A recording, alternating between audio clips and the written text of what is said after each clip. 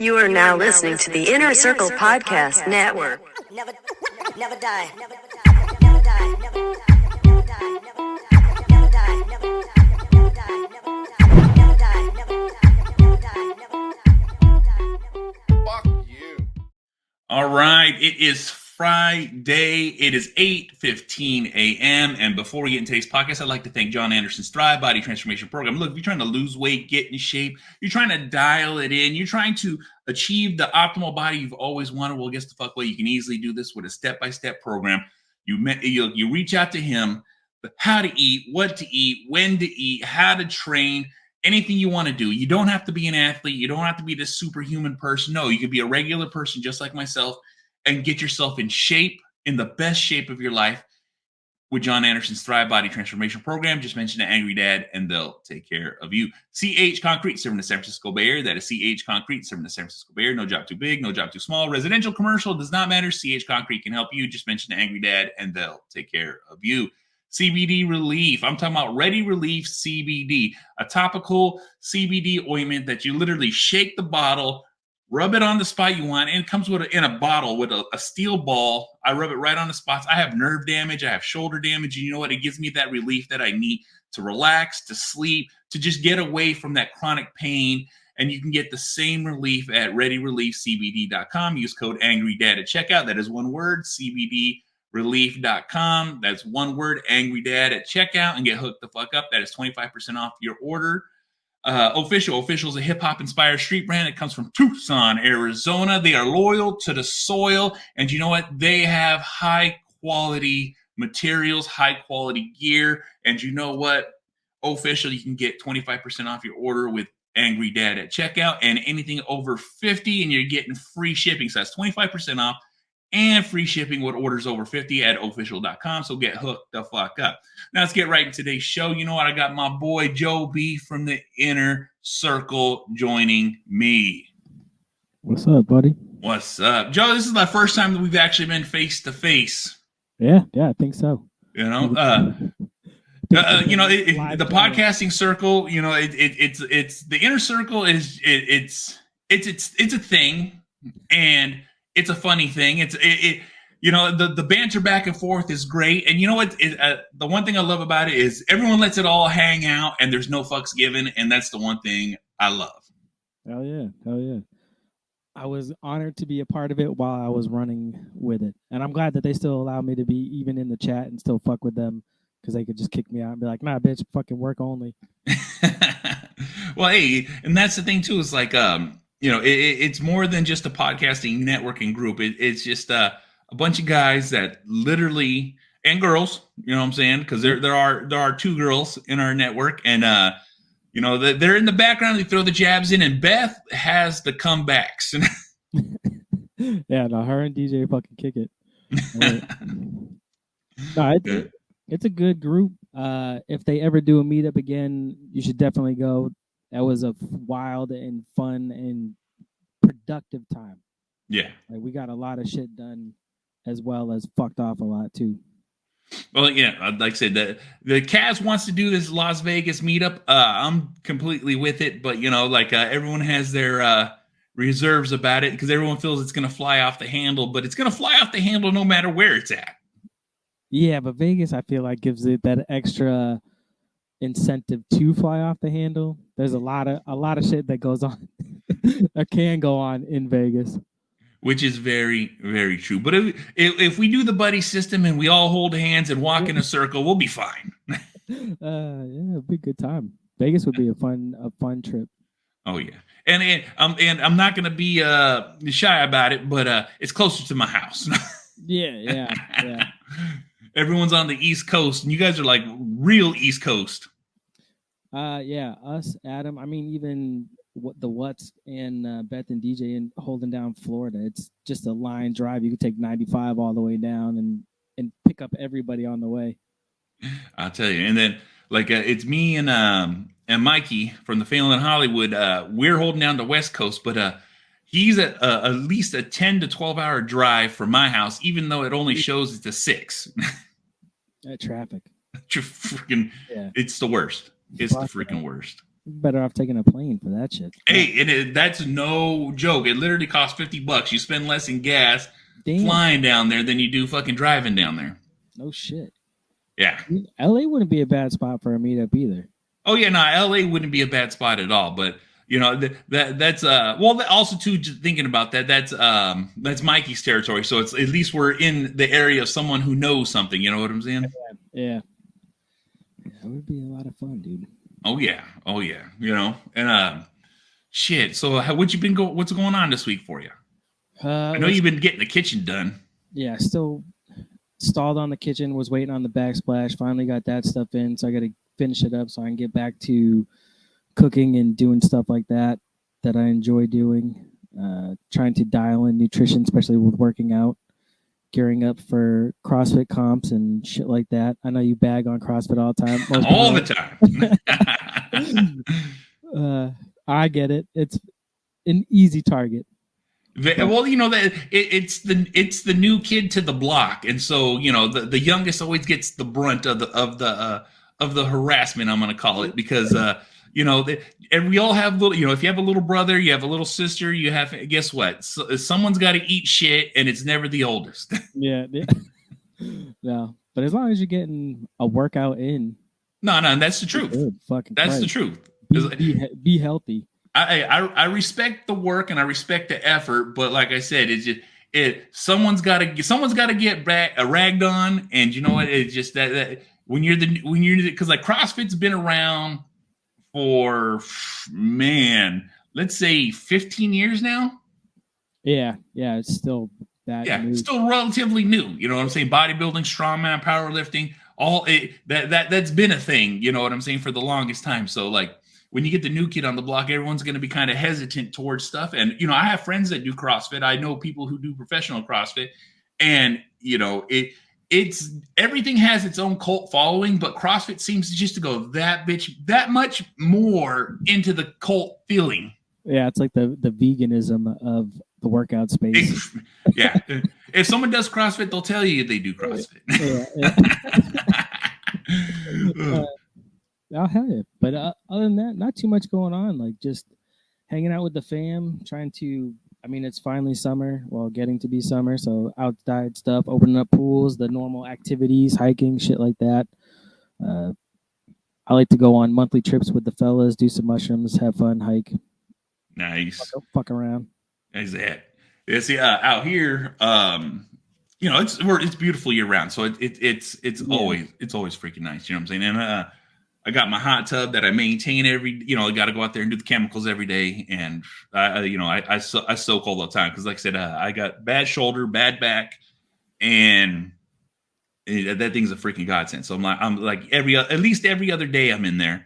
And that's just like my usually go-to. Cause like, I do my normal workout stuff. Just trying to keep a pump, keep in shape, a lot of cardio. You know what I'm saying? Cardio is always the key for me because, being 300 pounds, and not fat, which I am fat. Don't get me wrong. I fucking hold a lot of weight, but I'm trying to be at like a tight 300 and not a sloppy 300. Right. Yeah, I found that running was definitely the one thing that helped the most as far as keeping the fat off and also just building endurance. When now, like, I took a year off. I mean, I took a lot of time off. 2020, when the pandemic hit, started running and doing small like circuit style workouts at home, dropped a shit ton of weight, and then hurt my shoulder, and then just made excuses afterwards, like fuck it. I mean, but it was pain. Like I wanted to rip my fucking arm off. It hurt so much that I was ready for an amputation. Finally rehabbing it and getting it better, and then at the end of basically took 2021 off, gained most of the weight back, and was like, all right, fuck this. By the end, I was like, I don't know, hit back to the gym, and now it's like, all right, now it's nice out. I need to run because the weights and working out, even the volume isn't enough to shed the fat. Yeah, no, which is true. You know what I'm saying? You got to get, because, and that's the thing too, is like when you're running and you're training, your body adapts to that so quickly, and then after you've adapted to it, you can't go back to just that anymore. You have to take it to that next level where it's just that much more to get yourself out of that comfort zone to bring that weight down. It's the craziest fucking thing, because like once you take your body to a place where you feel it's the most craziest, like I can't handle anymore, and then your body's like, no, we're used to this. That ain't shit anymore. And then now you got to be like, all right, now you got to be masochistic and fucking go even harder in the paint to get to where you want to go. Fuck yeah. But it's been good. I'm excited for the season of competitions. It'll be fun. Nice. You're gonna get do a lot of recording and some content with that. Yeah. I mean, hopefully I would like to get back into podcasting again, but finding the time to do that is very difficult. Nah, it definitely is, because when I was working and before I had all this time off, I had it like a set schedule, and so I would get up early in the morning, knock out my podcast before anybody got up, and then then I would be like, I'm not having any coffee. I'm not doing this is going to be cold from the start. Knock it out, and then I get to enjoy that coffee in the morning before I do anything, and then I would, after that coffee, editing, posting, and all that stuff is just like, I know the hectic of having kids, having a life, and having to fucking like add this extra thing in on top of everything else you're trying to do. Yeah. And then when you get in with a group of friends and they're like, oh, well, let's do this too. It's like, oh yeah, that sounds good. Like we got into the game streaming for a while, and it was like, fuck. I mean, we had a blast doing it, but it's just another thing on top of that thing. Where I was like, well, you said it was going to be once a week, and now it's 4 nights a week, 5 nights a week. It's like, yeah, sorry. Hey, sometimes that's how it goes, though. But everything has a honeymoon period, and that's one of those things you got to talk with when you do podcasts with other people. It's like, look, everything's going to be cool for a minute, and then life's going to really settle in, because then you're going to find out whether you really want to do it or not. So it's like having that agreement, like, hey, if you could jump in once a week, then you jump in once a week. If you can't, guess what? Jump in when you can then. You know what I'm saying? Just don't forget what we're doing here, so you don't feel like you're being left out. Right. Because I've always done a solo podcast because of just watching other people do like together podcasts, like, just having 2 co-hosts. It's hard to dial people in, and it's hard to, swing a schedule that's on a consistent basis. Like I did a podcast with my wife for a while, and after a while she's like, she's anxious to do it, and then she doesn't want to do it when it comes time to do it, or like she's ready, I'm not ready, or she's ready and I'm still setting up, and then she's like, I'm done, I don't want to do this. But it that's just, that's life. You know what I'm saying? It's hard to line things together, and even when you're in the same house with somebody, or if you're trying to have a time zone difference, because like I said, even right now, like it's probably about 11:30 where you're at, and it's 8 a.m. here where I'm at. Yeah. Fucking Christ. Nah, it goes like that. But like I said, I love podcasting. I got into it. Like even my podcast turned into something that I didn't even know it was going to turn into. Dude, I mean, you're killing it. You're on fire. Seems like you're either producing or getting new guests on. How was having the carnivore guy? Sean, like the thing is like, I only had him for like a small bit of time, but the thing is I tried to, like, I've been on the carnivore diet, and I subscribe to it. Like the great thing about the carnivore diet is it's not 100%. You don't have to be so dedicated to it that all you do is only eat meat and salt and pepper. You know what I'm saying? That's the one thing I love about it, because you can transition in and out. And just trying to like get, because like most people, when you mention carnivore, it's I got to eat grass-fed, grass-finished. I can't and when you look at grass-fed, grass-finished, Whole Foods, Sprouts, or you go to these places with these high-end meats, it's unattainable. It's not reachable, because it's like no one can eat a $40 steak every night. Right. And that's one of the things that, like, having him on, I was like, no, I want to get across. My message to get across is you don't have to eat that. You can, like, I literally eat Walmart ground beef every day. You know what I'm saying? I smash patties down, I throw a little seasoning, put them on the grill, and I got a Ziploc baggie with enough burgers to feed myself for about 4 days. You know what I'm saying? And then like I cook steaks here and there, and I add meats here and there, and I literally, those Costco egg white containers. Yeah. One every morning. You know what I'm saying? And I literally mix it with a sugar-free chocolate powder mix, and then it's like drinking chocolate milk. You know what I'm saying? That's literally my breakfast every morning. As soon as I get it, even before I drink my coffee, I literally egg whites, little chocolate milk powder, and then fucking. That sounds awful. It's not. It's not. It's literally because the one thing about eating egg whites is people think of the slimy egg whites. Yeah. Costco, their egg white containers, they're cold pressed, and by being cold pressed, what it is it takes that sliminess away, and they're actually like processed to be able to be drank. You know what I'm saying? Or to drink. So like literally when you get the box, it literally has a smoothie recipe on it to make a smoothie with it. So they're processed to be drank. So they don't have that sliminess and they have no taste to it. So it literally has the consistency of milk. Interesting. Oh yeah. But and it was the crazy part is I've been doing that for years. I would literally like after most workouts, egg whites and then protein powder and then mix it together. Cause then right there in itself, I just drank 40 grams of protein just by having egg whites and 1 scoop of protein powder. Yeah. Fuck Jesus. Yeah. That's a lot. No, it's a little, but and I'll get into that too. Cause but having Sean was great because he answered a lot of my questions. I got to talk to him. And, I feel I try to get my message out as much as I possibly could about just being carnivore and being like, affordable. Because that's the main thing is like, they just, most people don't think eating meat and eating red meat's good for you. Now it's actually very good for you because it's so nutrient dense. You really don't need to eat anything else but red meat. You're going to have cravings for other stuff. And guess what? You can satisfy those cravings and then just go right back to eating meat because that's the thing. It's like, and everything in moderation. So like if you're going to have look, if you want to have a piece of cake, have a piece of cake. You want to have a cookie, have a cookie. But guess what? You just go right back to your meat after that. You know what I'm saying? It's just having that ability to say, no, I'm done with that. And now I'm going right back to my diet, which is the hardest part because sometimes people fight the craving so hard and so long. As soon as it touches your tongue, it's like, I'm eating everything. I've had those moments. Hey, not true. Me too.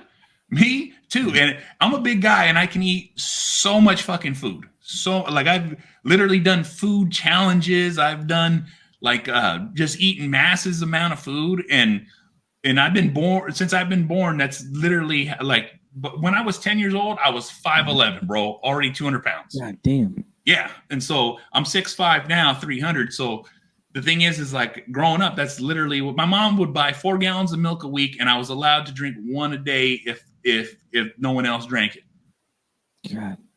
Yeah. What did you do to your shoulder? I got ran over by a forklift. I was working on a dock. I was wrapping a pallet. I had pushed my pallet all the way to the edge of the dock out, like being safe. And I'm a big person on safety and all that stuff. So I literally pushed myself out of the way, was working like completely clear. No one's around me. And I had 5 minutes left to get off the clock. Literally 5 minutes. I finished wrapping this pallet. I throw it in a truck. I get the clock out and go home. And this guy was driving a forklift, looking the opposite way he was driving, going full speed, and just fucking completely wiped me out. He hit me so hard, it threw me 3 feet into another parked forklift. Fuck. Yeah, and luckily I had my steel-toe boots on because the forks had hit both my feet. So it knocked my feet got hit, knocked me into the back plate, and the back plate right onto my shoulder tossed me. Ended up knocking me out. And at that moment in time, I was at my biggest. And when I mean biggest, I was at my largest because I was preparing for a bodybuilding show. So I was fucking ridiculously jacked, like just overbearing. I'm talking about I was 300 pounds, 5% looking just, I was so big that the firefighters had to wake me up so I could put myself on the gurney because he couldn't pick me up. Damn. Yeah. So it was pretty crazy. But, it just, that, and then, like I said, ended up messing I broke my, broke the collarbone and then, had to get a MRI, the whole emergency thing. So like after I got hit, they took me to the hospital and I was so wide that they couldn't fit me in the MRI machine. So they're like, hey, we can't fit, or, they couldn't fit me in. So like, we're going to shoot you full of Dilaudid and then we're going to shove you in. Oh, So guess what they did? They fucking shot me. I ended up having to get 4 shots of Dilaudid to counteract the pain so they could shove me in. So I'm like this inside the MRI machine while they're just like, you know what I'm saying, doing MRIs while I'm just literally shoulder to shoulder in the tube. fuck. Yeah. So and then that happened in 2016, and you know, workman's comp didn't want to hear anything I had to say, or even the doctors really wanted, because I would be like, hey, something's wrong, something's happening, there's an issue with my arm, and they're like, no, you're fine. And then after a year of being on you know, basically on a modified duty, they were like, the doctor was like, hey, if you're not getting any better, we're going to put you on permanent disability. Damn. And so then I had to get a lawyer and then do all this stuff. And then, so from 2016 to 2020, I had to wait. And then when the surgery finally got approved, I got the surgery. And then right after I got the surgery, you know, they said that I fell through the cracks. And because I fell through the cracks, all my, like, everything that was pre-approved for, you know, physical therapy, everything post-surgery, everything got canceled. Fuck. So so not getting physical therapy after surgery is very bad. Yeah. So I ended up developing a stiff shoulder and then a whole bunch of nerve damage because my shoulder just didn't heal right. Fuck. Yeah, that is. Though I mean, that's what I wanted to know more what you did for recovery. But if they didn't have you doing anything, yeah, exactly. And you know, like they gave me a list. Like the doctors gave me a list of like, do these things until you see until you go to physical therapy. And so, you know, they're like, it was literally like swing my arm and you know, kind of move it and do these motions, you know, roll your arm back and forth. So I did all these things, but like I said, just not getting the proper care, because like you literally need to get physical therapy almost a week after your surgery. You know what I'm saying? Just so like the stiff shoulder sets in so fast. And so once everything kind of got straightened out with the insurance, they sent me to physical therapy. And then when I went to physical therapy, my shoulder was so bad to the point where I had to do, it was basically 3 months of them loosening my shoulder to get me to the point so I can do physical therapy. So I would go in, they would massage it, stretch it, and do all these things to get me to a point where they're like, okay, now we can actually start doing some physical therapy. And then once we got to that point, they're like, well, you went to physical therapy for 3 months and it didn't do anything. I was like, no, it took 3 months to get me to have the ability to do physical therapy because you guys let my shoulder lock up. Fuck.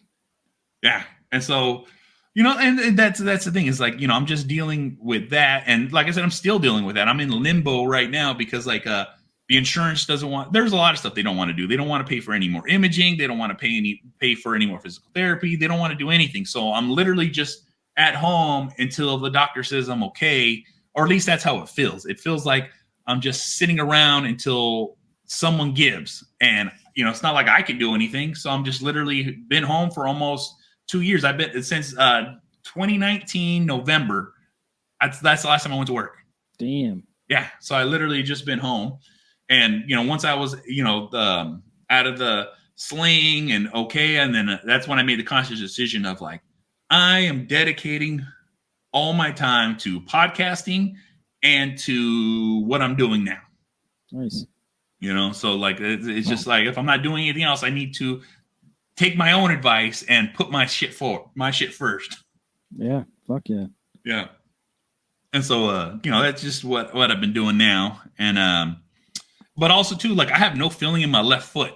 I haven't had any feeling in my left foot since the injury. You know what I'm saying? Shit. Yeah. It took me a long time to walk correctly. And I had to teach myself that because even the doctors go, we don't believe you. I'm like, what do you mean you don't believe me? You know, like and when I say I don't have any feeling in my foot, you know how when you sit on the toilet for too long, your foot goes numb? That's just how my foot felt all the time. It still feels like that. It's just neuropathy. You know what I'm saying? But once again, like I said, you know, everything I say falls on deaf ears, and it is what it is, you know? That is not cool. Nah. I know my wife does insurance or workers' comp insurance. So Yeah. I hear some of the cases, and some of them, they you definitely feel like they're playing off of the system.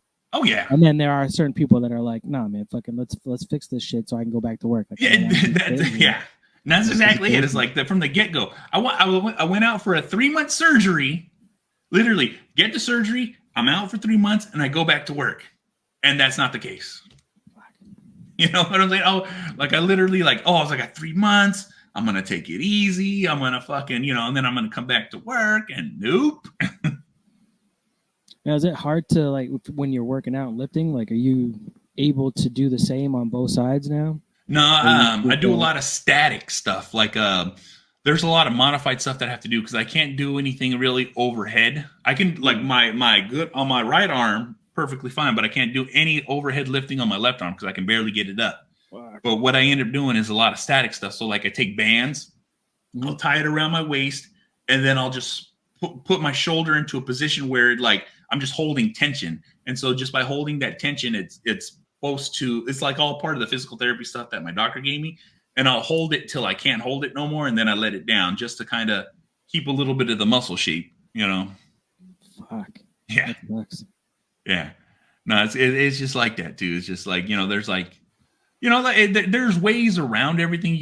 And not ways around everything, but there's ways to modify things to make things work. And that's something that I had to learn very quickly. And then ever since like when I first started bodybuilding, all I ever did when I decided to do bodybuilding is I read research papers, I read articles, I read everything I could under the sun to help me develop muscle faster. And so just by doing that, I ended up just accruing a wealth of knowledge of how to do things in weird ways to work for your body, because like everyone's body's differently. So like the way my mechanics work is something that I have dialed in so much that I know what will work for me. Yeah, I know with mine, it gets flared up. Like we did pull-ups last week. Yeah. And then Wednesday was handstand push-ups. And after that, like it was just dead. It was so inflamed. Yeah. I have just knots in here that keep it inflamed all the time that it's been a nightmare. Although I did get some of that CBD stuff and it has helped more so than hemp bombs. But hey, let me tell you right now, I always was a big oil CBD person. I always take it under my tongue in the morning and before I go to bed. But like with the and I've had the topical cooling cream that they had, and it was just like it's just like not getting in there. I'm like, man, it's like I can't get in there. And then I had which is funny because Jason, he's the person who owns Ready Relief CBD. He reached out to me, and when he reached out to me, he was like, hey, look, you're in this industry, you're doing fitness, and I'm selling this topical cream that's pain relief. He's a golfer. He loves golf, so he developed CBD, the Ready Relief CBD, because he needed something to help him continue golfing. He's all, this is my passion, this is my love, and my back is fucked up. I need something to help me. So he like I said, he's got he's got the sublingual and he's got the topical, and he's like, look, topical's my bread and butter, and he does small batches. So he's like, I make sure every batch is tested, and it's whatever the bottle says is what is the exact amount of CBD in there. And the reason it needs to be that exact amount, because this is what I use. And he's all, so I can feel better and do what I want to do. You know what I'm saying? So he once he got with me, and I was like, all right, send me a bottle. I'll try it, because like I just don't endorse shit. I gotta use it and try it to see if, because like I said, I got a shoulder problem. I know exactly what's wrong with me. So for within, I want to say like the first night, I was like the tension in my arm is always like it's sucked into my shoulder because like I'm always guarding it. And then I actually had a day where it was like down, like the tension was down, and I'm like, huh, you know what I'm saying? Because like I was like, okay, maybe something, you know. So like I literally a week straight, I called them up. I was like, we're doing business.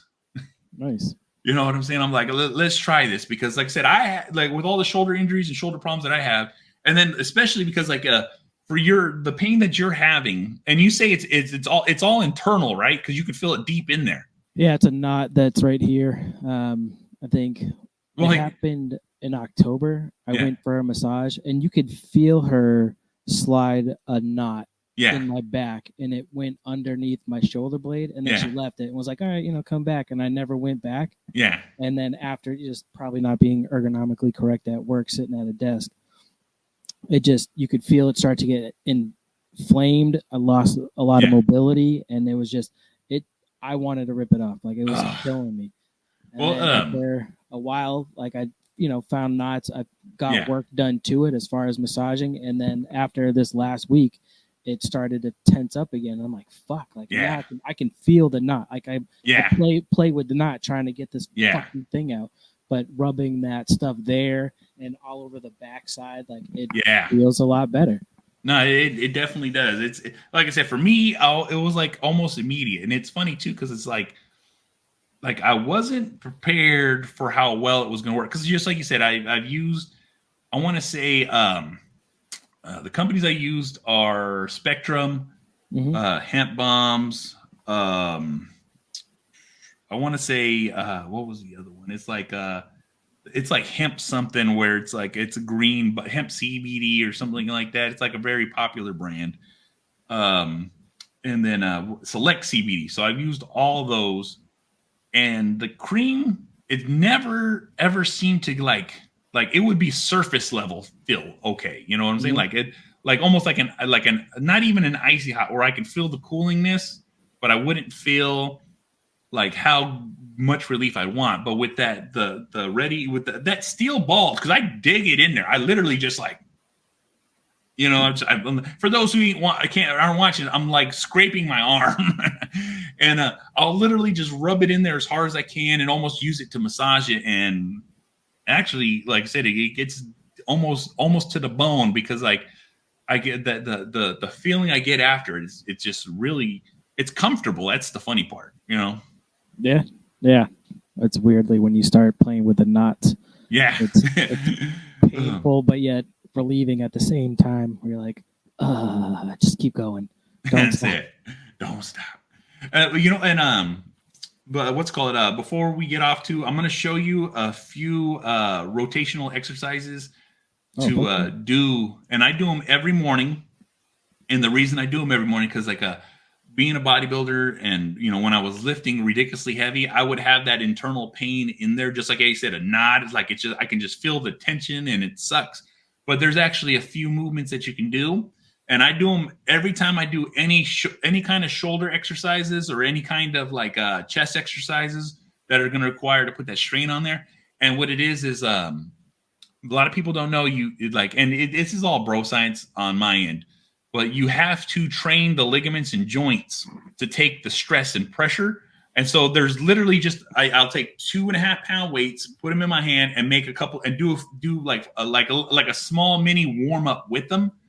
And the rotation of opening and closing it and shoving blood into the joint before you work out helps out so much, because it'll take a lot of that pain out. Because what ends up happening is like everyone says, warm up, don't warm up. Well, when it comes to shoulders and joints, you have to preload those joints with as much blood as you can.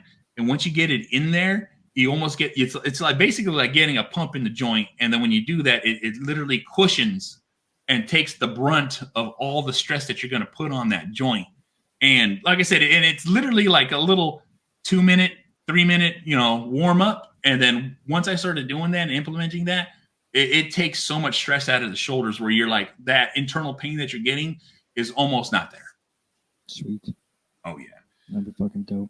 Let me tell you right now, man, I've fucking been doing this for so freaking long. I've trained so many people and had so many body transformations, and I've done all these crazy ass fucking things in the fitness industry, that it's just like, it's like, it's all second nature to me. I I have my own meal plans. I have my own training programs. I have all my own things, and I always give it all away for free. I don't ever charge anybody for it, because it's like basic knowledge. Like, even when I was classically trained in bodybuilding, and when I was trained, there were like, I had a couple of buddies that were like, if this is what you really want to do, show up. And so I'd show up. They beat me to shit, bro. Like, beat me to shit in a workout. Like I don't know how many times I would throw up in a workout. You know what I'm saying? Because they're like, this is what it takes. This is what it takes. And then I want to say 3 or 4 months after, one day they were like, look, you no longer need us. You're on your own. We've taught you everything that you need to know on how to lift, how to train, how to move, how to eat. And, and then shit, I took it from there. You know what I'm saying? I was like, and it was funny because like, I had when Instagram first came out, I had the intentions of being a professional bodybuilder. And I was like, I'm going to use Instagram as a way to promote myself, to get myself into bodybuilding. And then, and at that moment in time, I think I had like 5,000 followers. Nice. As a guy. You know what I'm saying? Like that was unheard of when Instagram first came out. Only women had like, unless you were a celebrity, only women had like ridiculous numbers of following. And when I when I started doing bodybuilding, all of a sudden it just started climbing. I was like, oh shit, I'm actually becoming somebody. And then boom, I got hurt, and then everything I did just fucking dropped down. And then podcasting took over. He's still throwing out tons of memes. So. Oh yeah, well that even when I was back then, it's like if I thought something was funny, I would just post it. And do you remember when people were like, "You need to give me credit for that. You need to give me, a shout out or write my name in the description." And people would legit, because like I would find memes, I'll like screenshot it and post it. And then I had people, "I'm going to report you because you're not giving me credit for my post." And I'm like, block. Like, bro, it's a picture. Yeah. You know what I'm saying? Like, I could understand if it was like something that was like some crazy, like because I never say I made them. I would just post them, and people were like, get so upset about that. I had to crack it. Oh yeah. Like I said, I used to get a lot of shit like that back in the day, and then now it's like I'm the source of people's other memes, because like everyone that I follow, they'll literally just screen grab and repost. I'm like, that's great, because people leave. Can I just I'm like, bro, I stole it, so you can steal it. Yeah. That's what makes NFTs funny.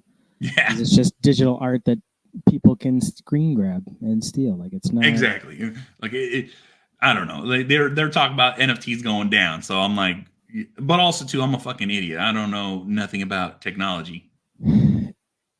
From what I understand the technology behind it as far as the blockchain goes. One thing I did like about them is it gives artists a chance to get their art out. And if like there was a couple down in Texas that did a NFT that like the money went to some veteran cause. Yeah. Like, so I can see if you're using it for like those type of things, or some of the arts are just fucking amazing, but some of them it's just like, fucking. Yeah.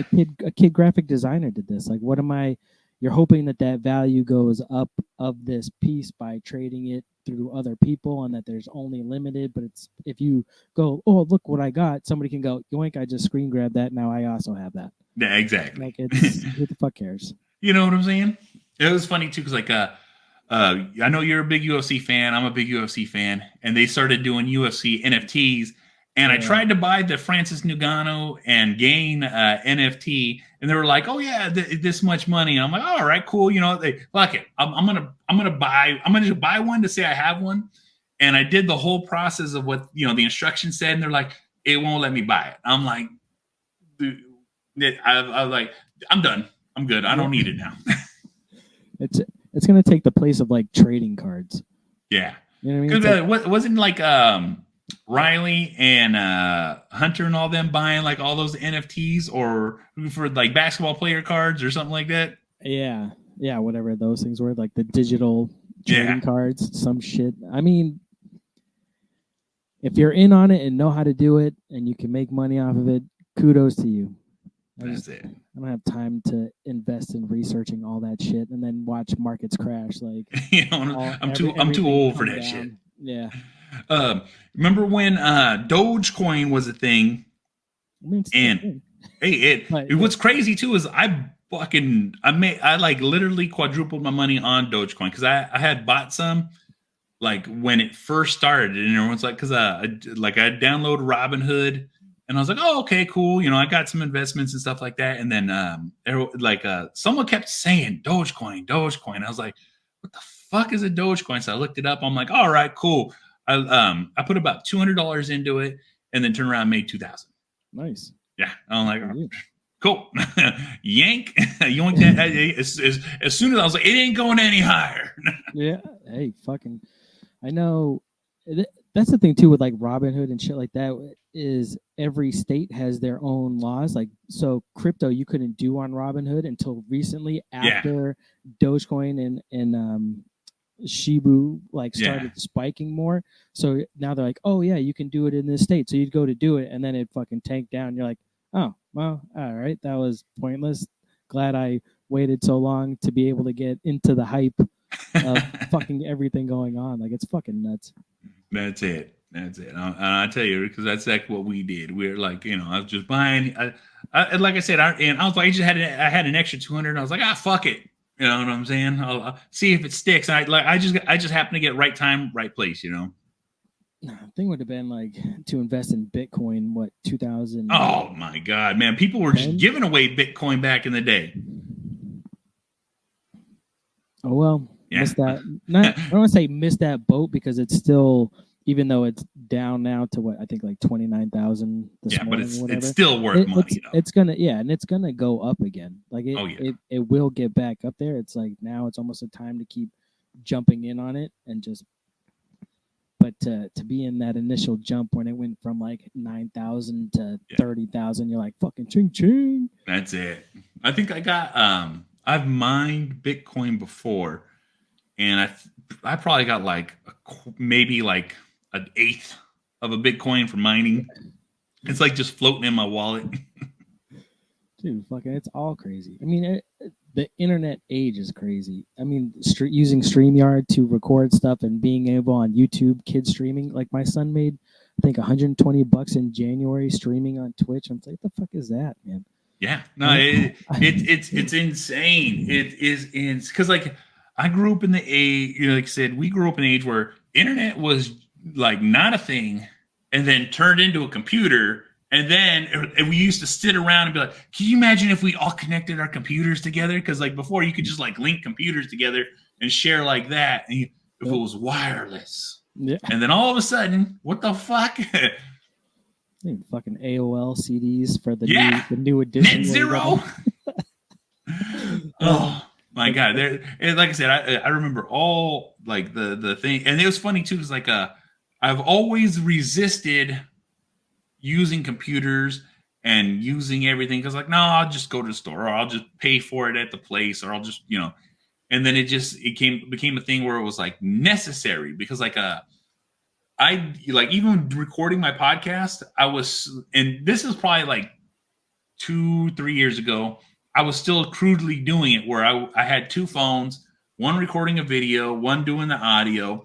And so I would post the video and everything edit it, everything with the phone and apps, and then post it to YouTube right there. And then on my phone, I had the podcasting app where I could literally press the intro, start my podcast, record it, hit the outro, and then press send, and it would just fucking upload it for me. No shit. Yeah, like literally that easy. Like I would like because that's how like not smart I was. You know what I'm saying? I'm like I don't know how to do shit. And then so eventually got to the point where I was like, all right, since I'm gonna take my podcasting seriously, I used a laptop. I bought a way better mic, and then it got to the point where I was like, oh, okay, I need an even better laptop. And so instead of buying a laptop, I just bought a Apple desktop. Got a real good Blue Yeti mic, and now I'm like having to learn audio and programming and like I'm using Adobe Audio and and then I'm using StreamYard. I'm making inlays, overlays, and fucking all these fucking digital. I'm like to think to myself like, man, you sound like you know what you're doing, yeah. And I'm an idiot. They make it pretty easy now. Oh, so much easier. Thank you. But now that's easier for everybody to get in, and then you find some that are kind of just like, yeah, you shouldn't you shouldn't be doing this. Go find something else to do. It definitely goes like that. It definitely goes like that. Let me tell you right now, man. And it's just so insane. Like doing podcasting, I just didn't never think it was going to turn into what it did, because like I want to say last year in July, I had Jon Andersen, who's for Legends of Iron, he's the person who reached out to me. He was like, "Hey, I really like your show. I like what you're about. Can I come on your show?" And I'm like, "Yeah, okay." Because normally I always reach out to guests. I'd never really had anyone reach out to me, and he was just like, "All right, cool." I was like, "Hell yeah, bro! I know exactly who," because he international strongman champion, power lifter, and a fucking New Japan wrestling, and then he does bodybuilding. You know what I'm saying? Like that he does like all. I remember because he's from the Bay Area. I'm from the Bay Area, so I know exactly who he is. He's like a Bay Area legend out here. And so he came on my show, and then he's like, I actually like doing this. You mind if I come on once a month to do this? And I'm like, fuck yeah. And then it became like a bi-weekly thing where he'd come on and do Monday motivation with me. And then and just through talks of me and him just interacting, he was like, I got a project coming up, and I just need some advice. And so I'd give him podcasting advice, like, this is what I know, this is what you can do. And then I want to say 4 months of him being on my show, he just turned around and was like, "I need a producer. Would you like the job?" You know what I'm saying? I'm like, "Wait, huh? What? We're going to be working with who? We're going to be doing what?" That's cool, man. Yeah. And then it literally turned into I'm going to the World's Strongest Man at the end of this month, full VIP backstage, getting to meet all the athletes. Dope. Nick Best is coming to my house, going to stay here at my house, and me and him are going to go. And, it's just so freaking crazy. You know what I'm saying? That's fucking dope. Yeah. It's the most, it's like, we would have never thought this would happen in a million years. What made you want to pick up a mic? Actually, and I've thrown their names out in the chats more than a few times, but I have a brother of mine. His name's Patrick Solis and Brian. These guys have their own podcast. It's called It Be Like That, and their podcast is the first podcast I ever listened to because, they were like, "Oh, we're doing this podcasting thing," and I'm like, "Oh, okay, cool." And then he's all, "Hey, you should check it out." And he's all, as someone who always supports people in their projects, like when people sell, like I have friends that have businesses. Kaz, he has an official. Yeah. Guess what? I'm not using a code. I'm going to pay full price. I'm going to I'm here to support your business. You know what I'm saying? I'm going to buy what I can or do what I can. Even a like or a share is great for anybody who's doing any kind of thing like this. You know what I'm saying? So you don't even have to support people. You don't even have to pay for anything. You just got to, here's a like, here's a comment, here's a share. I just did my part. And that's how I always felt about that. So when he told me he's doing podcasting, and he's always been a big supporter of my bodybuilding, and he's always like come train with me at the gym, and he do, always made time for, to come see me and do things. So I listened to the podcast, and sure shit, I didn't know I like podcasts. And my favorite kind of podcast is two guys bullshitting. That's my favorite, like that's my genre. You know what I'm saying? Two guys going back and forth, two different opinions, and them not afraid to fucking say it. And it's called It Be Like That. They still do it. It's bi-weekly. And so he just like, "You need to do a podcast. You're so motivational. You got all these crazy things you say all the time, and you need to do a podcast." And then he finally cornered me, like literally cornered me in the gym, and was like, "Download this app, and you're going to do a podcast. It's free right now." And I'm like, "Okay." I downloaded it. And he's okay. Now, well, I'll help you do everything else. So I came up with the name, came up with a, description, and then almost got arrested. Jesus. Yeah. For those, I worked at night, and so I would train in the afternoon, go pick up my kids at the day, but I'd always have to show up. And when you got kids, you got to show up an hour early everywhere. Yeah. And so I'd show up to go pick up the kids an hour early at the school. I'd be not in the parking lot, but on the street off to the side, just waiting for them. And so then I would record my podcast in my car at school, in line. And then me not knowing what I was going to do, I ended up turning into a rant and raving podcast. And apparently I caught the attention of somebody and they called the cops on me. And then I got dragged out the window of my car. Jesus. Yeah. That's aggressive. Yeah. Well, it's a bonus episode if you go back to my beginning ones. And everyone's all, you should have been arrested after what you said in that first episode, in that episode after, before you got, did the bonus one. I'll have to check that one out. Yeah, well, it's very aggressive. Like when I first started, I was dialing it up to a 20 in my first episodes, and then I also had a segment where I would do throwback stories of shit that I did when I was a kid, and then I got a couple of phone calls like, "Look, don't do this because everyone knows who you were with." Yeah, I don't want to rehash old stories. Exactly. I don't want nobody to know. Fuck. Yeah. I don't think I'd want my friends coming on and being like, "Hey, don't tell that story. I was with you." Oh, yeah, my bad. Yeah. Well, there's a lot of legal repercussions that could happen, even though I feel like they couldn't happen. But I think, depending on what it is, there's got to be a limited stat. Yeah. Well, like I said, I try to keep it as vague as possible. So there's but unfortunately, like I said, I had a very tight group of friends that only hung out with me. You know what I'm saying? Like I grew up in the hood, bro. Like in the word, not like when in the Bay Area, when people hear Oakland, that's the worst neighborhood. I was from the neighborhood where people in Oakland don't go there. Jesus. Yeah. Like, that's not a safe place. Stay out of there. And that's people from Oakland saying that. Yeah, it was fucking insane growing up where I grew up. So I grew up in Carson City, Nevada. We had issues, but nothing.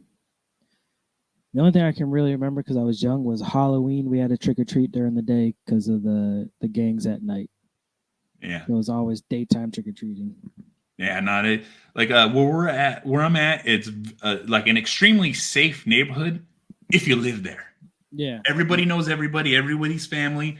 Everybody is everyone looks out for everybody. So even if the kids, they go out trick or treating all night long, nothing would ever freaking happen because if people from other neighborhoods came to our area, they would immediately there's an immediate confrontation. There's no in my neighborhood, it's known as run up or shut up. There's no fucking talking from us. It's like, oh, you don't belong here. I've seen, I've had a dead body in my backyard. Jesus. I've had 4 or 5 people OD just right in front of my house. Even before I moved, it was a drive-by right in front of my house before we even left. You know what I'm saying? It's just but I've lived there my whole life. You know what I'm saying? I've grown up hardcore, straight vadio. And it's just one of those things. Even my name has a lot of respect on it because of the shit that I've done. And, people have always respect. I have one block, you know what I'm saying? It's probably less than 50 yards of a block, you know what I'm saying? And everyone even knows, drive slow on Ben's block. You fucking respect on Ben's block. And nothing happens on Ben's block because his kids are here and outside. And, I'll give you, I had some new kids move in at the corner of my old neighborhood and they're spinning donuts. And one drives by going really fast in front of my house. My kids are all outside. I'm outside. I'm like, okay. I'm in sandals and shorts, no shirt. I walk straight over there. I'm like, hey, who lives here? Who? And they're like, oh, they're really getting tough, bro. They're really there's got to be at least 8 of them. And I ended up telling them, look, you don't know me. You don't know here. But understand that this is what, and I just laid it out. And all of them were like, this guy's really fucking telling us just fucking stop. And I told him, look, keep it on the corner. I don't fucking care. Don't fucking drive fast down the street because my kids and all my neighbor kids are right here. And they're just all turning white because they're freaked the fuck out. And I used to be fucking ginormous, bro. I'm 6'5" and I'm a towering man over anybody pretty much. And these 8 kids, and they're all 18 years old. They all got something to say, but I'm just fucking they're like, we're sorry. And I'm like, exactly. Sometimes you got to put your foot down. Yeah. Well, unfortunately, I have a bad habit of putting my foot down too hard. Yeah, I've had some moments. I made people move that live below us up in Manchester. I came home one night from a friend's house, and I thought at first it was my wife in her car, like reaching over the seat, getting something. And as I got closer, I noticed, I'm like, wait a minute, those aren't her pants. So I fucking grabbed the kid, threw him against the car, fucking ended up taking his shit out of his pockets, sent him on his way. Found out that he was a friend of the kid that lived below us. I told him, listen, if I ever see him here, I'm running in your house every time, and I'm snatching his shit. That's it. I'm just going to rob him every fucking time. Every time. Like, 2 weeks later, they moved out. It's like, damn.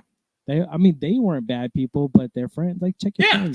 Like I said, consequences, man. You got to tell people what the fuck. You know what I'm saying? Like, that's one of the things, like, in my neighborhood, you know, it's just how it goes. You know what I'm saying? Everybody respects everybody because, like, there's a family name on almost every block, and that family name holds that respect because of the crazy shit they did.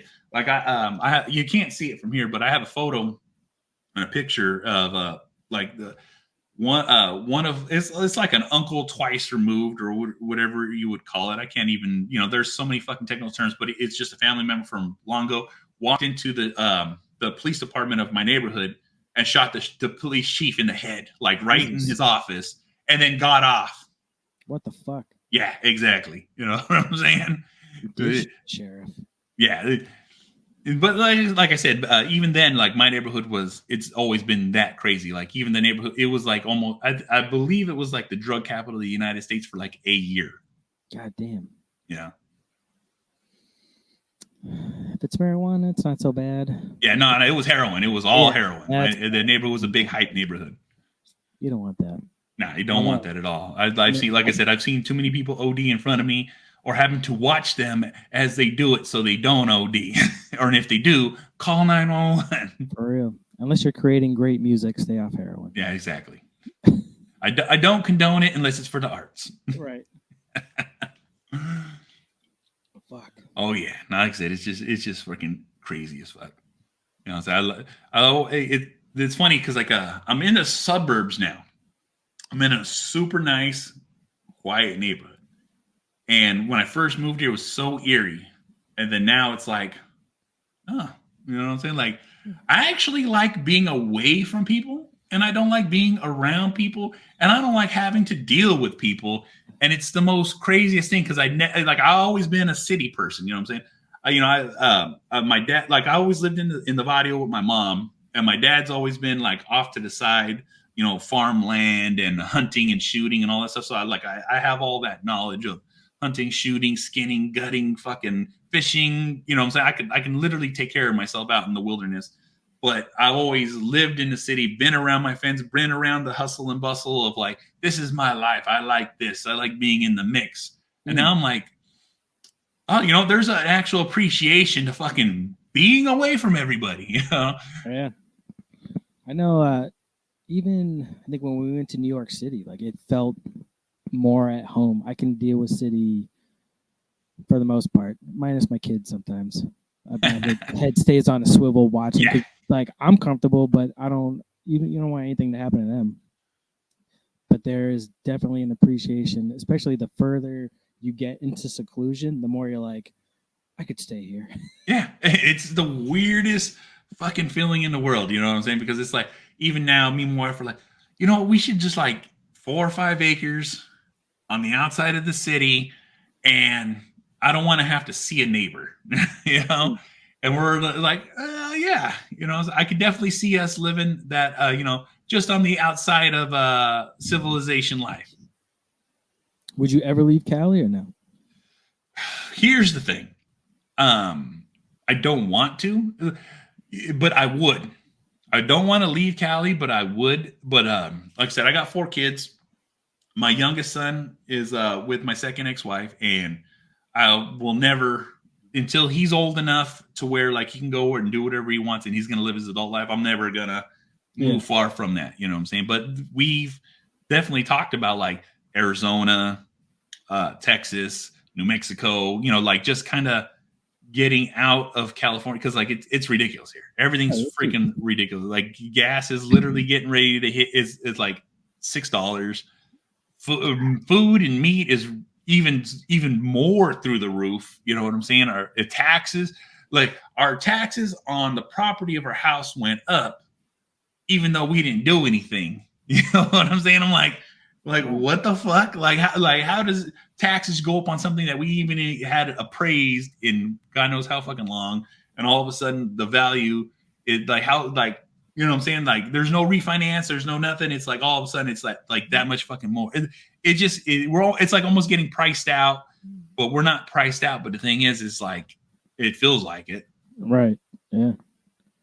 I would not want to be there. I know my brother-in-law used to have a ranch down in like the San Diego area from when he was stationed over there that it went for like over $1 million. And it's just it's smaller than my house. I'm like, dude, and that was like 10 years ago. So I can only imagine now, especially with the housing market blowing up everywhere, to go there, taxes, gas, the gas shortage. Yeah. And it's even funny too, because like there was just I read the news all the freaking time, but I only read I don't read the newspaper, but I'm always going through news articles just on the feeds, and they're talking about like how because I'm right next to 3 refineries, and the 3 refineries I'm next to, they're like their quarterly report came out, and it's showing how they're price gouging the Bay Area for their gas prices with the amount that they're making and the prices they're showing. They're just like, you just proved that you're price gouging us. You know what I'm saying? And yet it's being allowed to happen. It's fucked. Nah, it definitely is. You know what I'm saying? It's just like it's hard. World War III. It's good.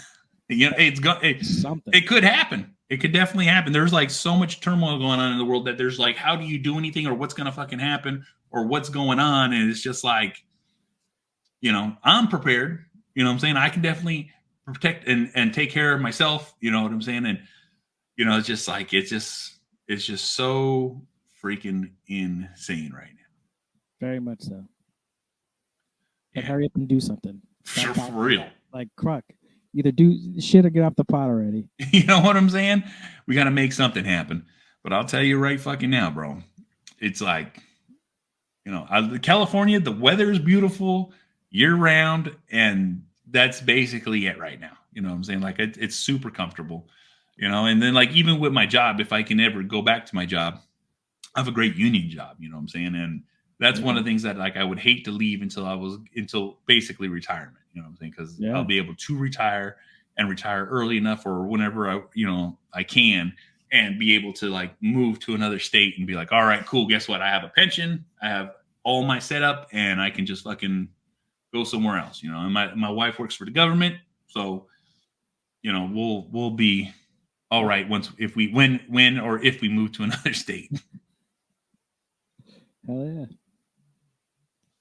Oh shit, son. Nah, it goes like that.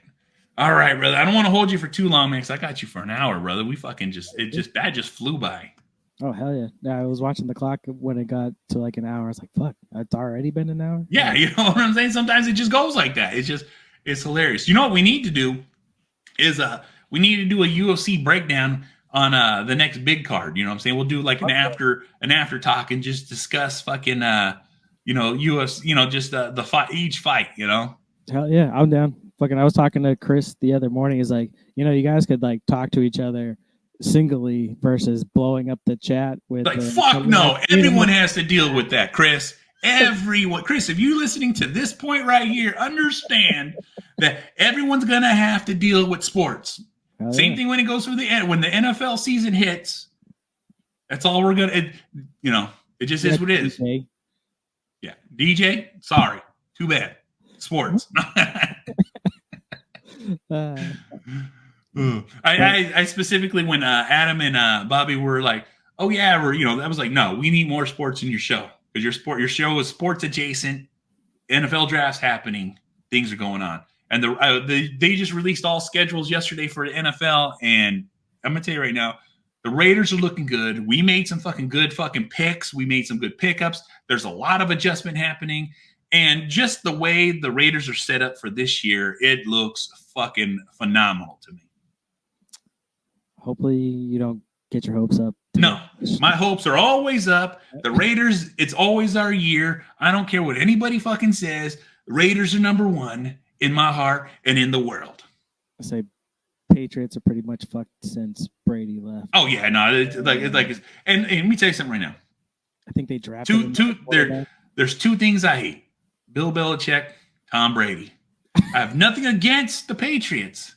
I just hate those two guys, man. And then fucking stupid Tom Brady fucking face had to make that TikTok of like how he's fucking like, well, you know, it was a fumble. Fuck you, bro. They stole that from us. The NFL knew they did it. Roger Goodell can suck a fucking dick because fucking that was the most fucking thrown in the book. There's probably a little pen with an asterisk in that year of NFL fucking rules saying Tuck rule. Tom Brady, I love you. You know what I'm saying? Place penis here. I swear to fucking God, bro. I swear to fucking God. And then, did you watch the Tom Brady Woodson interview? No, I did not. Oh my God, same fucking thing. Same fucking thing. He almost said it there, but then he had to go on fucking social media and fucking be like, yeah, it was a fumble. Fuck Tom Brady. You know?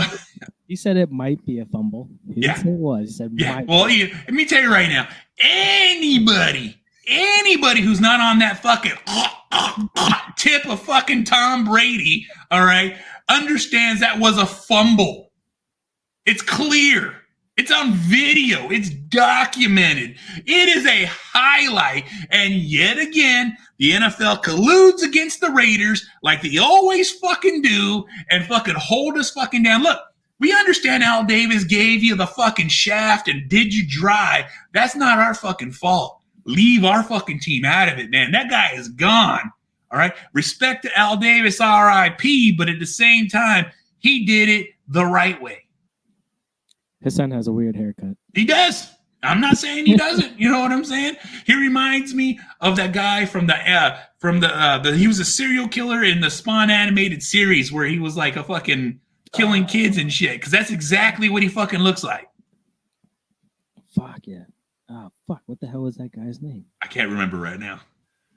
That was a good ass series. It was a good, and they're in talks again about doing they're always in talks about following seasons and coming up. I can't wait if they ever fucking do, because that was one of the best animated series you could ever fucking make in true to honest. Like it can go so far because Spawn is so deep. Yeah, I mean, McFarlane's supposed to be working on a movie for that. Oh yeah, well they're working. Yeah, the Spawn 2, they're working on that, and then the Toxic Avenger just popped up, so they're getting ready to. So Dinklage is going to be directing it, so we'll see if that's going to even happen. And supposedly, but how long it takes. Yeah, I'm so deep into movies, bro. I love action movies. It's what I do. I'm a big Steven Seagal fan. His older works, yes. His newer works. Let me tell you right now, his newer works are fucking train wrecks. And you know what everyone likes to do? Watch a train wreck. Yeah, that's a good point. That's a good point. I go deep because I'm a Jean-Claude Van Damme, Steven Seagal, and Arnold Schwarzenegger fan. Those I could literally. I don't give a fuck. I make time. I think I own almost every Steven Seagal movie alive. I think Under Siege is probably one of my favorite ones. Under Siege, but it's a solid movie. That's like the pinnacle of Steven Seagal's fame, right there. Yeah, there was one afterward. Under Siege 2. He was working on. No, I know that, but he was working on the oil ring. It was basically Under Siege. Oh, Fire Down Below. Yeah. That was classic. That was a classic. Oh yeah. He just takes himself so serious. So serious. I was just it's all namaste. I was just listening to a clip there. It's like, Bobby Lee was just like, he just keeps telling me namaste like 57 times. I'm Korean. Fuck. The old action movies were the shit. I wish you could do them now, but that needs to be what's replicated, is to take that old formula and make that now, and then understand that, like, even put little parentheses in it. This movie will contain, fucking, sexual fucking, like non-woke fucking material. So don't get upset because you are being pre-warned that this is going to be a toxic masculinity fucking movie that's going to have all the tropes rated R. Mm-hmm. You know what I'm saying? That's just basically what they pre-warned. Guess what? You know what you're watching from this point on. I think that's what made The Expendables so great. Yeah. Hey, you had all those stars in one movie, but it was just a decent plot, but just explosions and fight scenes, and it was the 80s in the movie. And bullets never run out. Yeah. You know what I'm saying? Everything explodes by a gunshot. You know what I'm saying? And it's just like, that's what we need. Yeah, fuck yeah. We need raw, like we literally the only, like, all right, we don't have a true action star right now. There is no true action star right now. We have comic relief action, but we don't have action. We don't have, like, I'm a serious action role person. And you can't even really say Tom Cruise, because Tom Cruise was in a different generation. There's no new generation of action movie that can be taken seriously as a consideration of, like, that level of action movie person. No, The Rock tried, I think. Yeah, but once again, The Rock has that element of comedy always behind it, and that's what takes that away from him. I love him as an action hero, but, like, you got to have funny one-liners, but you can't look at the camera and say it. Right. You know what I'm saying? Like, you got to have, like, it's got to be stoic and then say the one-liner, but it's not supposed to be meant funny. It's supposed to be meant as, like the final word. You know what I'm saying? What about the action, the Jack Reacher guy? Jack, that's a TV show. Fair enough. All right. I love him, but he still has that arrogance of comic relief, because he once again, it's that in the camera, and then I'm going to pan to the audience. An action hero can't pan to the audience.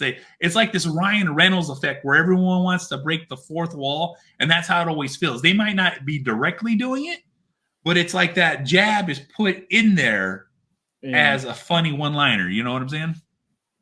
Fuck. Well, we need a new action star. We do. Like I said, there was a slew of all them popping up, but all action movies that are true action movies have literally been direct to streaming, direct to DVD. You know what I'm saying? Anything that's like in that format, like, it's just so, like, we don't get any more like movies that are like that, like fucking true, like a Cobra or a March for Death or a fucking, like, there's I can go, there's like all these slew of, like, old school fucking, like, yeah. You know what I'm saying? Yeah. Everything's like punch in the face, kick in the dick, shoot him in the head. That's the kind of movie we need. Yeah, no, I agree. They're bringing back the slasher movies with all these horror remakes. We need to bring back the action movies. That's it. Now, they definitely need to, like I said, a revamp. And like I said, the formula is not that difficult. You know what I'm saying? It's like, hey, guess what? Action hero, protagonist tries to kill action hero beats the fuck out of the protagonist and then takes him to jail. Yeah. Some over the top shit. Yeah, for real. That's what I'm saying. Like action movies are just not, because, like, if you really think about it, the only action movie that's out right now is going to be Ambulance. And Ambulance is a shoot 'em up, blow 'em up movie. You know what I'm saying? Yeah. Like, even the MCU are action, fantasy, adventure, but every one of them, it's almost like this comic relief now of an action hero, and that comic relief from almost every one of those action heroes, like, they have funny quips and funny, things, that little pauses, like, it's like if you had a laugh track and the action, laugh. and then action. It's like I love it. Don't get me wrong. I love all the action comic movies, and I love all the Marvel movies, and some of the DC movies can fucking suck a fat one, but at the same fucking time, I'd love a fucking great fucking movie. I think Ben Affleck should do it. Ben Affleck, let me tell you right now, Accountant, great fucking movie. Great fucking movie. Oh my God. Like I said, that would be, like I said, that's that level of what I'm talking about. You know what I'm saying? He played a cold, precise, precision, a fucking, assassin. And look how I think that movie's got to be at least 6 years old, maybe even older than that. Yeah, probably now. Yeah. But like before he got Batman. Yeah, is that right before Batman? Yeah, I think that's what got him the role. I mean, that's what made me excited. After I watched it, I was like, all right, I can see him as Batman. I'll see it. Yeah, and that's another thing too. Ben Affleck needs to continue being Batman, and if they're gonna revise the Batman, which he just did, and I've just seen the new Batman, and it is what it is. I'm not a big fucking fan of it, but it's all right. It's okay. I'd like I've seen too many Batmans to like Batmans now. But the thing is like Ben Affleck reminds me of the Flashpoint Batman so fucking much. Like he needs to be Thomas Wayne, and then they need to fucking how hard is that to insert into a fucking TV show or into a series or into a new fucking movie? Because guess what? We've only had Bruce Wayne. But you could imagine if they take a Flash movie, which they're going to make, he breaks the fucking time barrier, he fucking a whole different universe is created, and then now we have Martha Wayne Joker, and then we have fucking Thomas Wayne Batman, and guess what? Ben Affleck has the grit, he has the acting chops, and he has the ability to be ruthless like that, because in the Batman he played, that's what he was. He wasn't afraid to use guns. He wasn't afraid to shoot people. He wasn't afraid to beat the fuck out of people and be brutal about it. And guess what? He just got to take it up a notch. And when he takes it up a notch, he could fucking be that new fucking Batman. I like the new Batman.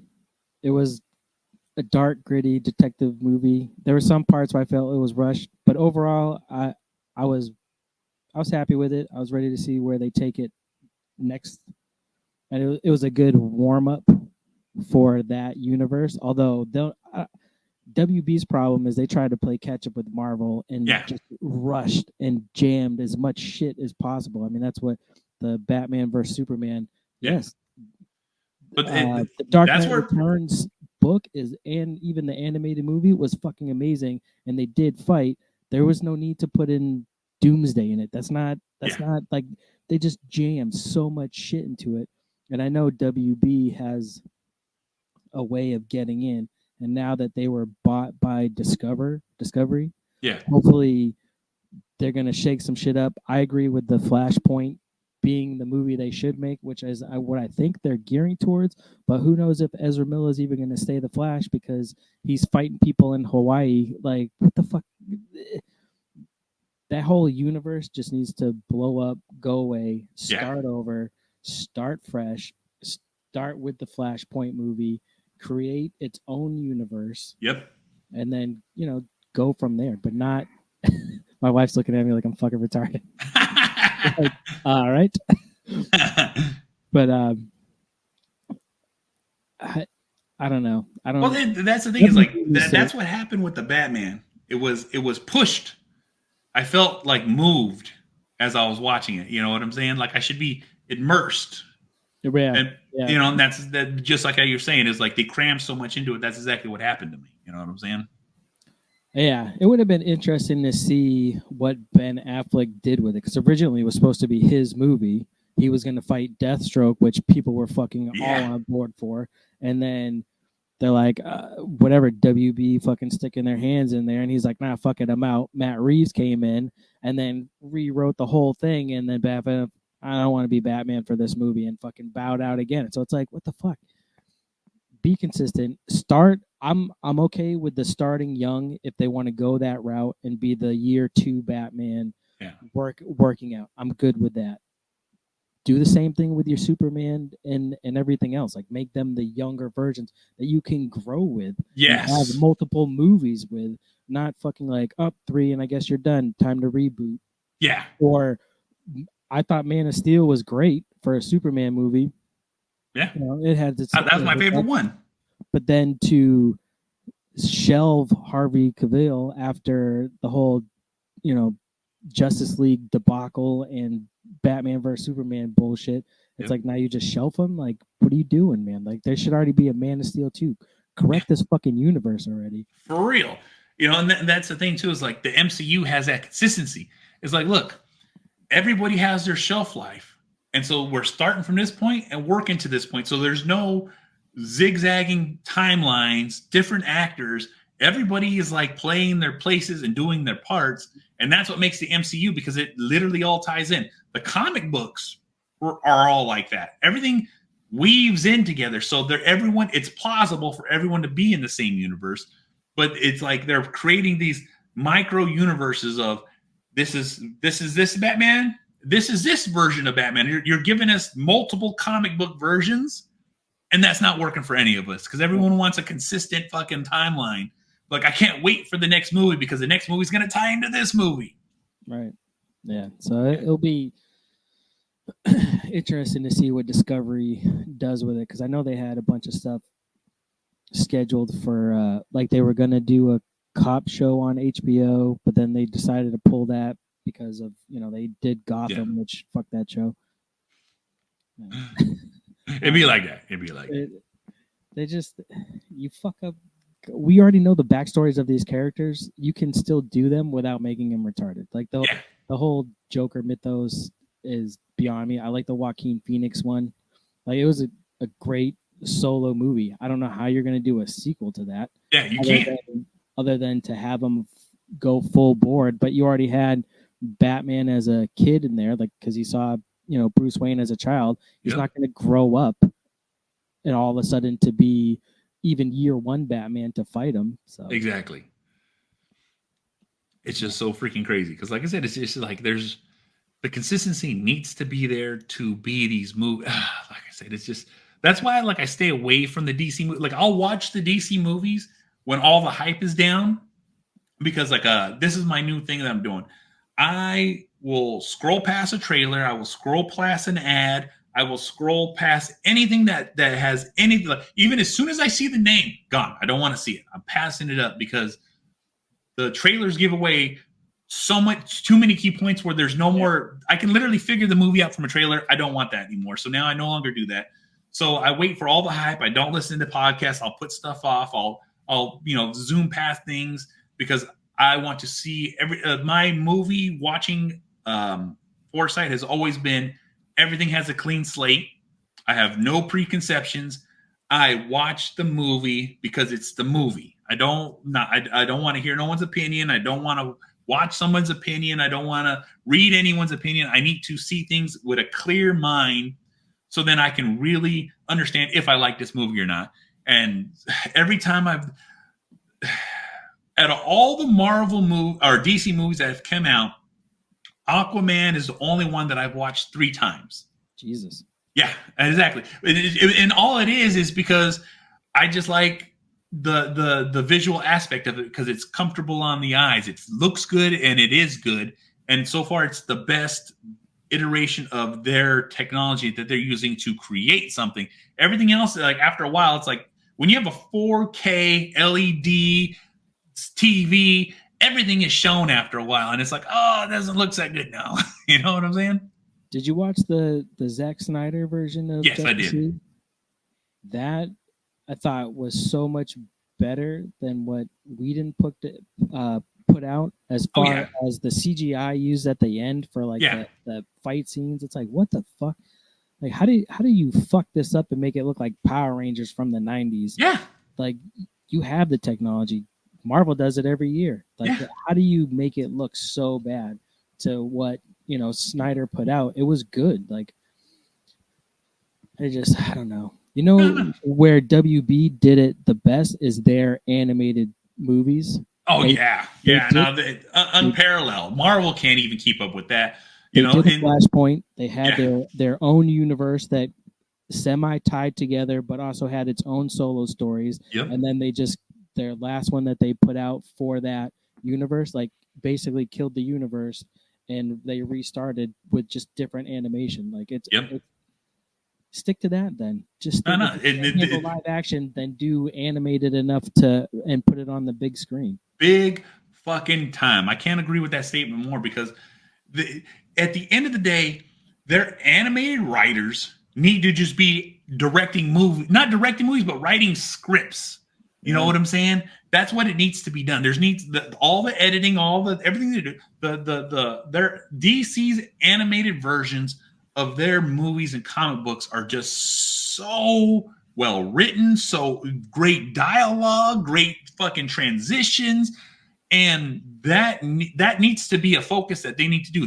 I don't know if it falls on deaf ears or who runs stuff or does stuff, but let me tell you something right now.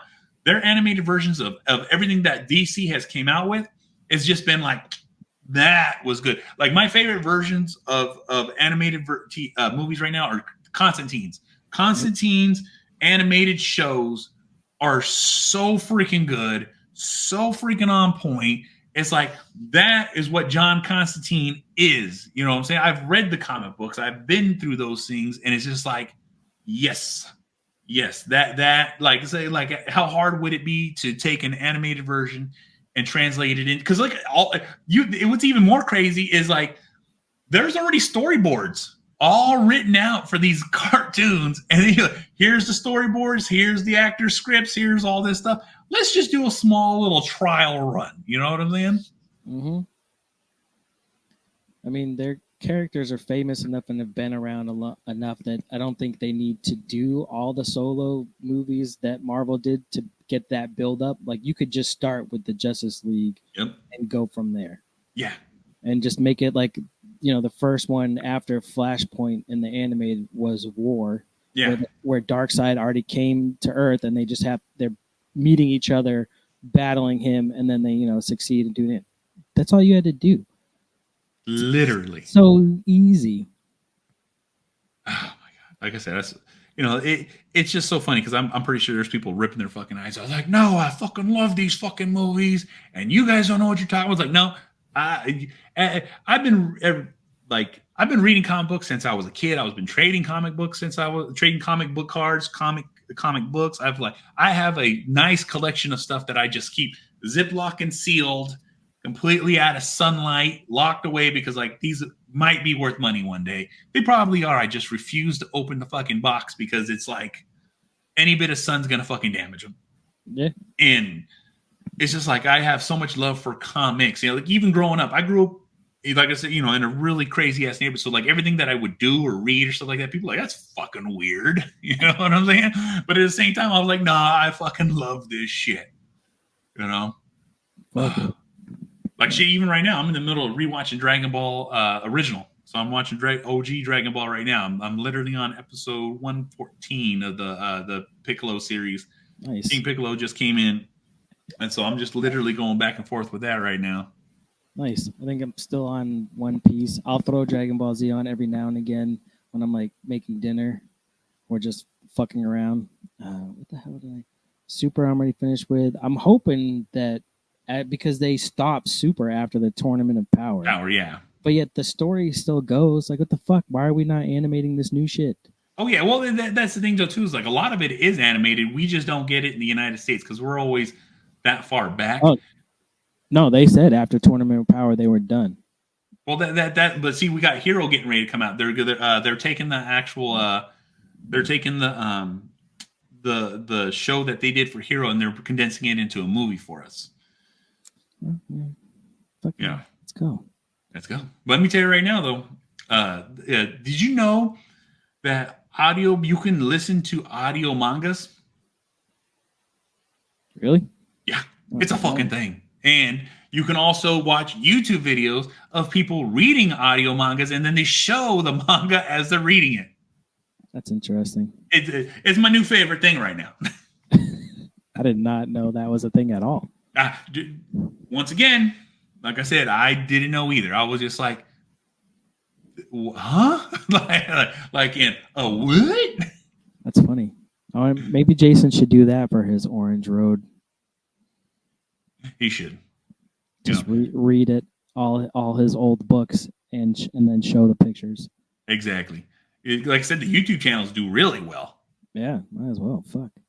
Oh yeah, I mean, because the one that I'm listening to right now is Saitama. So I'm listening to One Punch Man, and they're just at the they're like the one that just came out is like the in the middle of Garo, and Saitama fucking going at it. So like it's like this close. I feel like it's this close to finishing, but they're gonna drag it on for quite a bit. But it's my favorite thing to listen to right now. And like the one thing that the guy does is like he makes references to all these older comics that when the first couple of books, you remember this, and guess what? This time, like just drawing lines as he's reading the book and showing the manga, and it's just like, because it's literally like it's he'll show the frame, read, and not even he'll read it, but he pans it and then goes to the next page, pans it, and then reads it and draws these lines. He takes these little pointers, and it's like it makes it so much more detailed. I'm like, oh my god, I fucking love this thing. Huh. I might have to look into that. Oh yeah, it's pretty fucking cool. That's fucking pretty dope. I might have to look into that.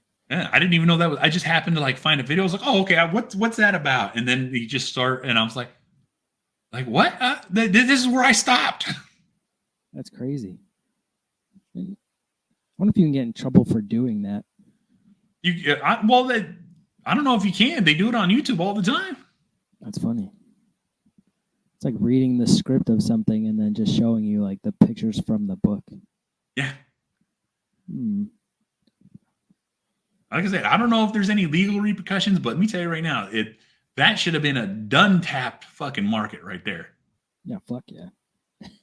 I'm gonna go pull down all my old mangas and just start reading them and scanning the pictures while I do it.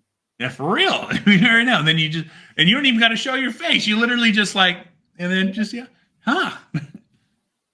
They do the voices for them? Like, no, the guy just reads it. He just doesn't he doesn't do any animated voices. He has this, like, the guy that I like to has like this it's not monotone, but it's like a very young voice, and he just reads it. Saitama says this, Goro says this, and